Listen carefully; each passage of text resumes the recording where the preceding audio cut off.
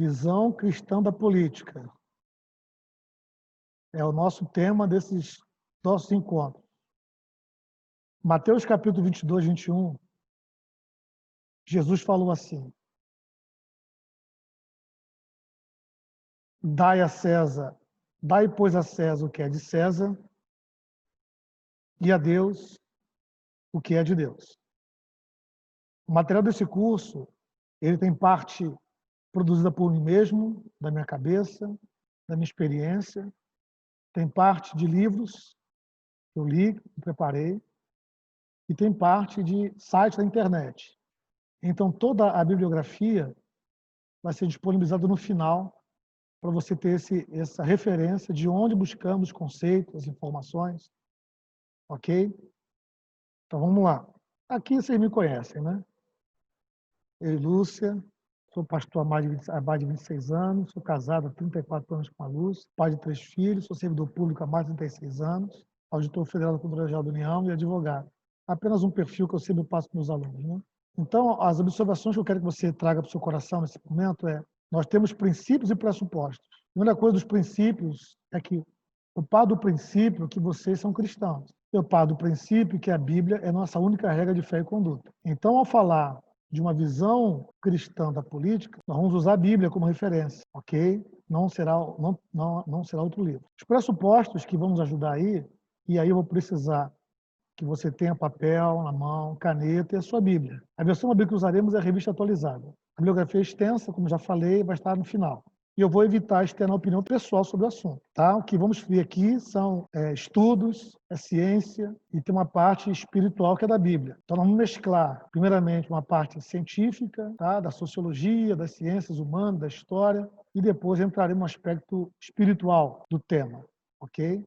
Como eu já disse, não temos espaço para debate. No caso nosso aqui, os irmãos me mandem suas dúvidas no WhatsApp, gravando o áudio para mim, ou querendo digitar, fica à vontade, e eu vou responder para você. Vamos lá, então. A estrutura do curso está dividida em 2 partes. Uma primeira parte, que eu chamo de conceitos, vamos ver o que é ideologia, o que é política, o que é cosmovisão cristã, o que é consciência cristã. Depois nós vamos ver desobediência civil e quais são os resultados da consciência e da cosmovisão cristã. Depois tem a segunda parte, que é a política em si, tá? A parte política mesmo da coisa. Vamos entrar na questão partidária, na lei do Brasil, vamos entrar nesse aspecto aí, no papel do cristão na política partidária brasileira. É a segunda parte, vai ficar mais para o final. Ok. Introdução. Por que estudar e conhecer esse assunto? Primeiramente, porque é um dos temas mais espinhosos da vida cristã, por não entendermos, e pela péssima imagem que temos da política no Brasil. Também por não enxergarmos a implicação da política no plano de Deus, por não identificarmos nosso papel na política e por confundirmos política com política eleitoral, política partidária. São coisas distintas. Política é uma coisa e política eleitoral partidária é outra coisa. Não se estuda na formação educacional essa questão, esse assunto, política, e nem é devidamente ministrado nos ciclos cristãos. Isso não é ministrado em igreja. Tá? Quando, só é lembrar na época das eleições. E também é um preconceito muito grande na maioria dos cristãos. Nós achamos que política é coisa do diabo. Não se deve se envolver com política e penso eu que estamos enganados quanto a essa postura preconceituosa. Então, diz a Bíblia em 3 referências. Oséias 4:6. Meu povo está sendo destruído porque lhe falta conhecimento. Porque tu, sacerdote, rejeitado conhecimento, também te rejeitarei, para que não seja sacerdote diante de mim, visto que te esqueces da lei de teu Deus, também eu te esquecerei de teus filhos. Então, o conhecimento deve fazer parte da formação de um cidadão, da formação de uma pessoa, da formação de um cristão. Provérbios 3, 13 e 14. Feliz o homem que acha sabedoria. Sabedoria é conhecimento. E o homem que adquire conhecimento. Porque melhor é o lucro que lhe dá do que da prata, e melhor a sua renda do que o ouro mais fino. Jeremias 3,15. Dar-vos-eis pastores segundo meu coração, que vos apacentem com conhecimento e com inteligência. E aí entra meu papel, né? Como pastor, é meu dever apacentar as ovelhas do Senhor com conhecimento e com inteligência. Não sei se eu consigo, não sei se eu tenho conseguido, mas eu tenho tentado. Então vamos lá. Parte 1. Vamos lá. Conceito. O que é ideologia? Ouvimos tanto falar ideologia de gênero, ideologia política. Ouvimos tanto falar da palavra ideologia, não sabemos o que significa ideologia. A palavra ideologia, ideia, logia, conhecimento, ou estudo, né? O que é ideologia? É um sistema de ideias, valores e princípios que define uma determinada visão do mundo, fundamentando e orientando a forma de agir de uma pessoa ou de um grupo social, partido, momento político, grupo religioso, etc. Todo mundo tem uma ideologia. É a nossa visão de mundo, como você enxerga o mundo, como eu enxergo o mundo. Então, todo mundo tem uma ideologia. Você recebe uma ideologia quando você nasce. Você vai crescer na sua casa, seus pais vão te educando. Então, seus pais estão transferindo a você um sistema de ideias, de valores, de princípios, que vão formar a sua consciência, né? Que vão te dar parâmetros, valores. Tá? Então, a ideologia é um sistema de ideias. Isso não é novo. A ideologia é uma ciência que estuda a formação das ideias. Lá em 1801, surgiu como ciência. Tá? Envolveu, tem pelo menos 2 séculos já, né? De que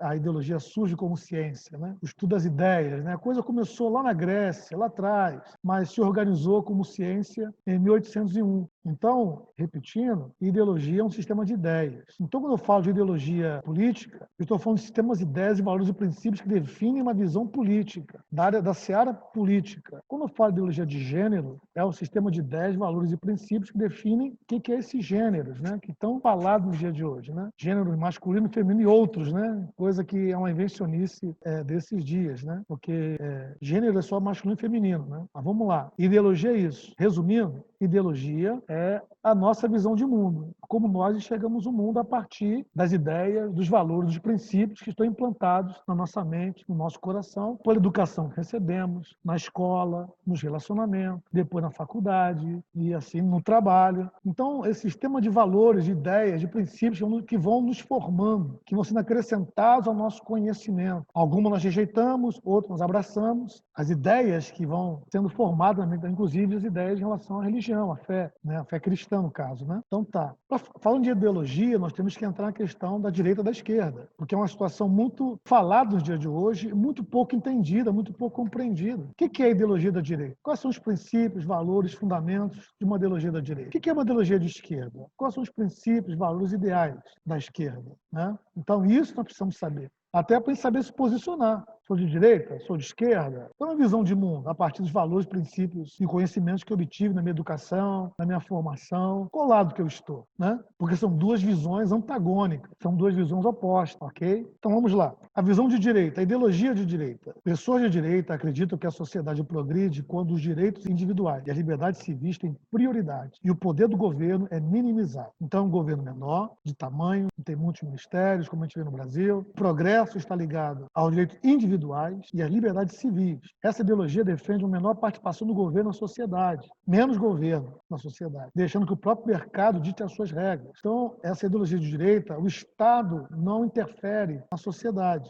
porque ele é menor. A preocupação dele é outra. A direita defende uma maior responsabilidade individual das pessoas e a autonomia das empresas com menos impostos e regulamentação. Então, o Estado mínimo, o Estado menor, uma maior responsabilidade individual das pessoas. Na direita, nós podemos encontrar os capitalistas, os neoliberais, os conservadores, os econômicos libertários, os anarcocapitalistas, os neoconservadores, os nacionalistas. Então, esta é a visão de direita, é a ideologia de direita, que se opõe à esquerda.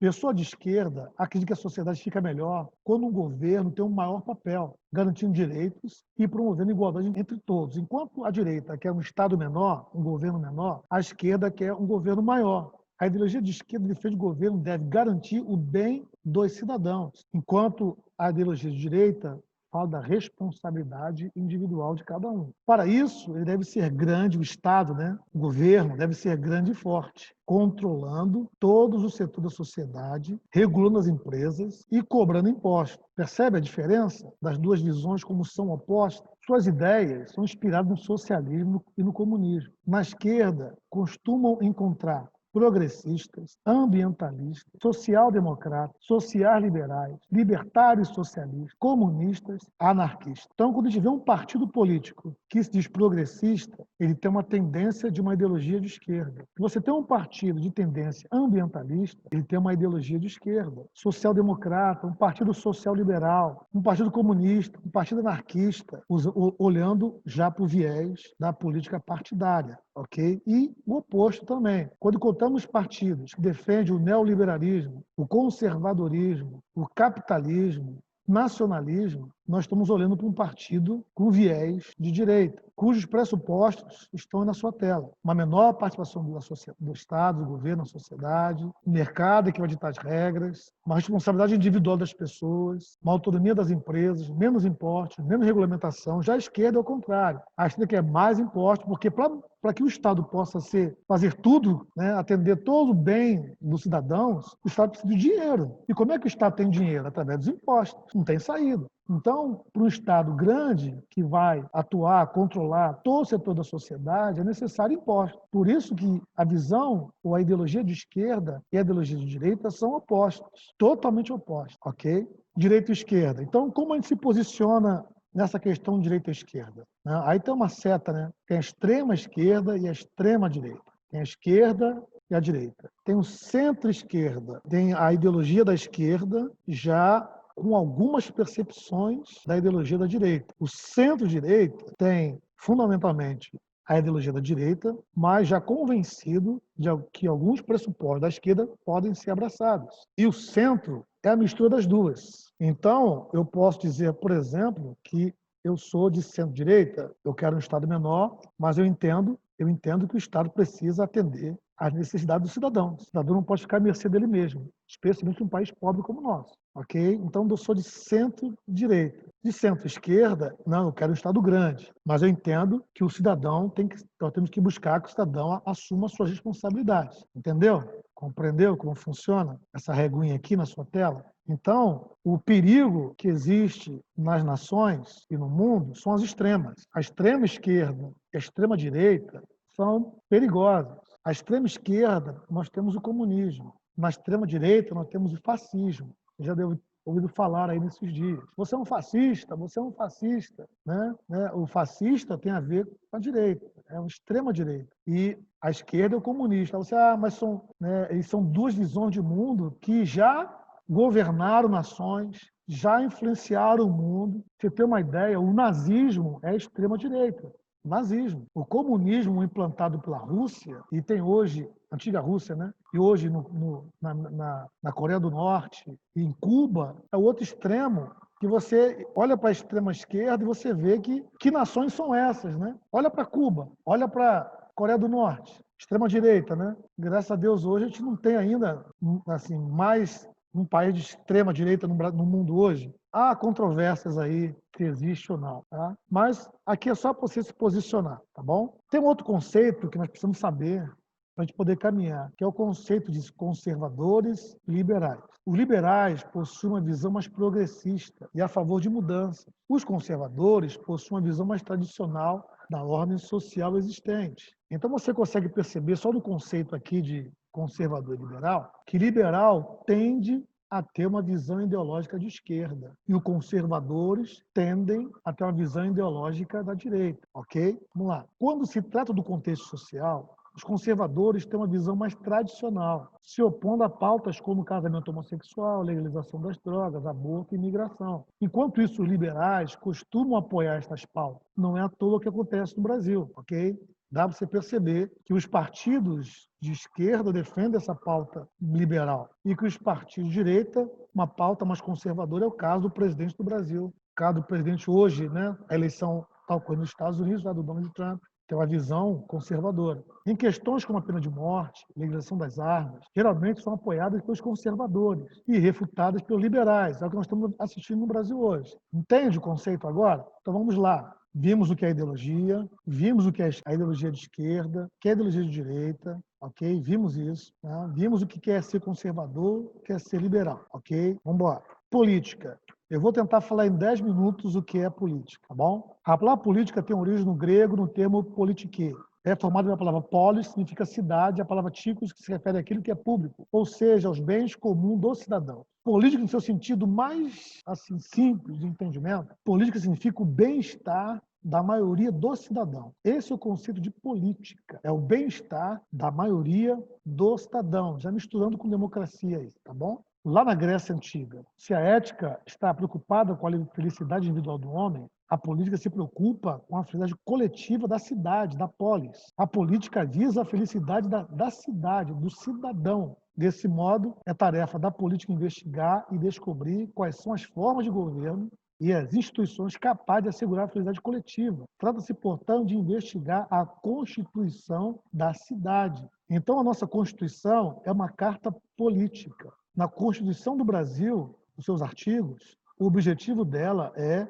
gerar felicidade coletiva do brasileiro, ok? Vamos embora. Vamos falar agora de cosmovisão. Então, o conceito de política é muito simples, é o bem-estar do cristão. Então, quando falamos do cristão se envolver com política, é porque nós precisamos nos envolver com o bem-estar do cidadão. É papel da igreja, é papel do cristão, ok? Buscar o bem-estar do cidadão. Cosmovisão, o que é? É uma palavra alemã, que eu não vou tentar falar aqui, porque eu não sei falar alemão, que significa visão de mundo, ou o modo de olhar o mundo. A ideologia é o conhecimento, né, que nos permite olhar o mundo. A cosmovisão é o modo como a gente olha o mundo. A cosmovisão pode ser uma cosmovisão de uma ideologia de esquerda ou uma cosmovisão de uma ideologia de direita. Estou olhando para o mundo. Filosoficamente, é um conjunto de suposições e crenças que alguém utiliza para interpretar e formar opiniões acerca da humanidade, propósito de vida, deveres do mundo, tal, etc.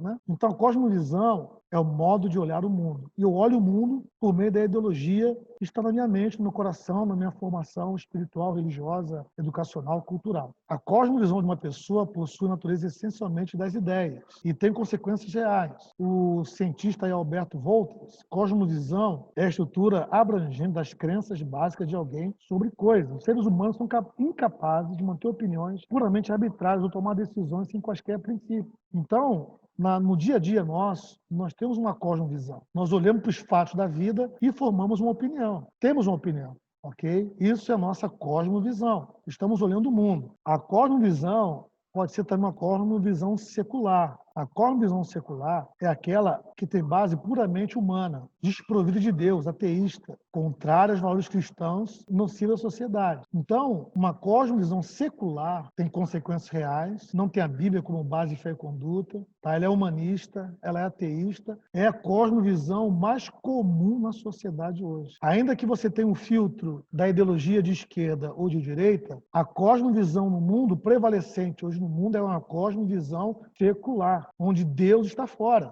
totalmente humanista, tem o contrário aos valores cristãos. É a cosmovisão que está prevalecendo hoje no mundo, ok? Então vamos lá.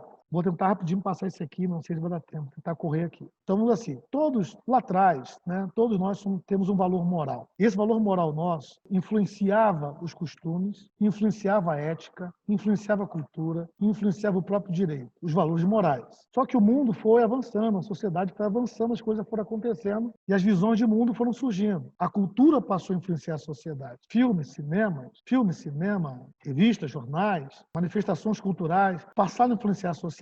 Influenciou os costumes, influenciou a ética, influenciou o direito, influenciou a própria moral. Tá? Por isso há uma inversão de valores hoje. Ao invés da moral influenciar a sociedade, o que está influenciando a sociedade hoje é a cultura. E essa cultura hoje está nas nossas mãos, via redes sociais, e tem influenciado comportamentos, leis, regras, caráter, atitudes, costumes, ok? Então, essa visão de mundo secular, ela prega o Big Bang, que o mundo surgiu do encontro de planetas. Prega o darwinismo, uma evolução. E nós cristãos somos criacionistas, nós cremos na criação. A cosmovisão, ela pode ser teísta, que é a nossa visão. Um cristão, ele é teísta, crê num Deus que criou todas as coisas. O deísta crê que as coisas foram criadas, mas não por Deus. Um ateísta não crê em Deus.